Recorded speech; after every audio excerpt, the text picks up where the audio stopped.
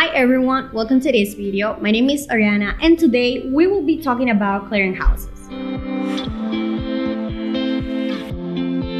I'm going to answer all the questions you may have about clearinghouses, like what is a clearinghouse, how do you submit through a clearinghouse, how to choose it, and other questions that you could have. The first thing that we need to clarify is what is a clearinghouse for healthcare billing purposes. Okay. So basically, a clearinghouse is the platform through which we submit electronic claims. For those of you who are studying in the healthcare industry, you might have thought that the claims were submitted directly to the payer, but this doesn't work like that. Actually, you need to use kind of an intermediary between the facility, in this case you, and the payer or MLTC or insurance company. This intermediary is going to be the clearinghouse. They are in charge of receiving the file that contains the claims and send it to the payer. Once the payer receives them, it will process your claims and pay them. Remember, this is for electronic claims only. If you are submitting paper claims, you will need to mail them to the payer address. Now you may wonder, how do we submit through the clearinghouse and what are we going to submit? This is simple.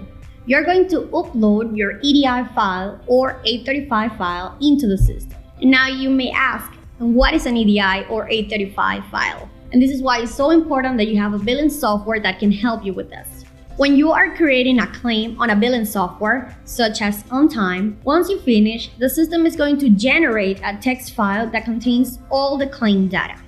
When you have the PDF version of a claim, either UB04 or 1500, all the information that you see on the boxes will also appear on the EDI or 835 file that you download from the system. The only difference is that besides the data, it will also contain codes and characters so it can be read by the clearinghouse. That's the reason why it is called EDI or 835 file.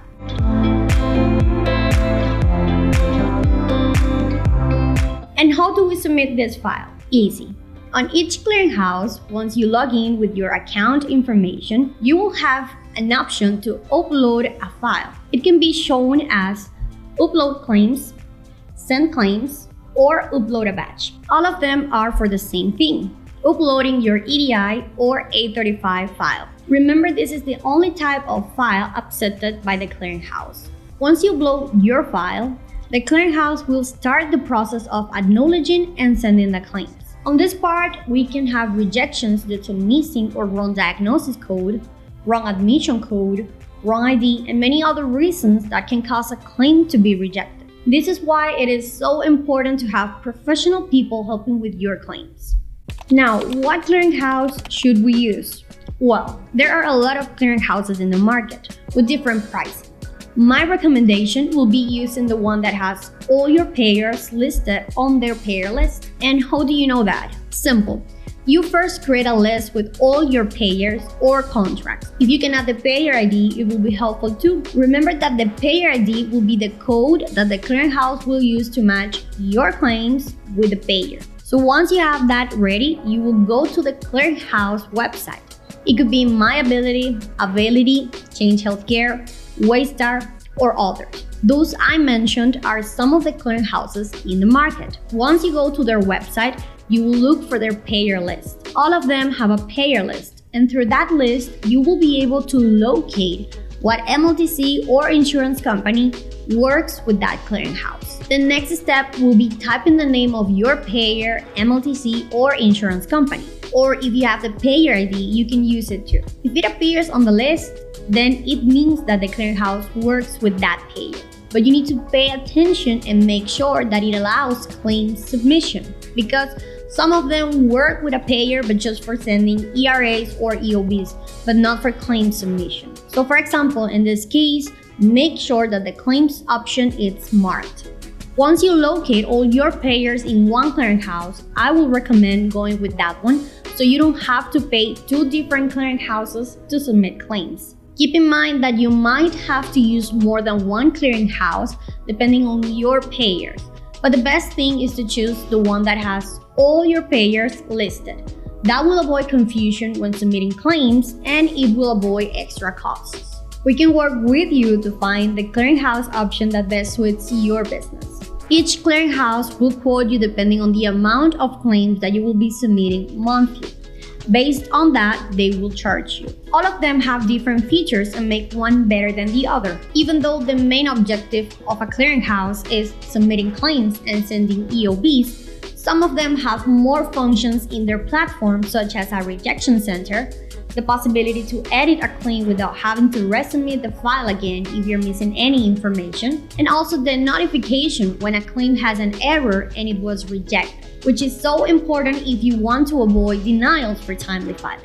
Once we had a case like that, an agency was not receiving their payments and they were submitting claims through one clearinghouse as usual. However, they weren't aware that all of their claims were being rejected because the diagnosis codes were wrong. Some clearinghouses, if you add the dot on the diagnosis code, can reject your claims because you need to remove it or add the diagnosis code without any character. So all of them were rejected. But this clearinghouse didn't have a rejection center or didn't send any notification about the rejection or error. The payer never received the claims for this reason. After figuring out the rejection reason, all claims were corrected and resubmitted again, this time going through without any problem. So as I said, some clearinghouses have more features than others, but the two main things they are in charge of are claims submission and sending ERAs or EOBs. ERA means electronic remittance advice and EOB means explanation of benefits. This ERA or EOB is a document that the payer sends through the clearinghouse with the details of your payment. You will need to set up the account so you are able to receive them. But that's another different topic we can talk about in another video. Going back to the clearinghouse subject, those will be the most important questions or doubts you could have. If you have any other questions, you can leave them on the comment section and we can do another video to discuss them. Or if you have any particular doubt, feel free to contact me at financialsupport@ontimeits.com so we can help you with that. Don't forget to subscribe and hit the like button.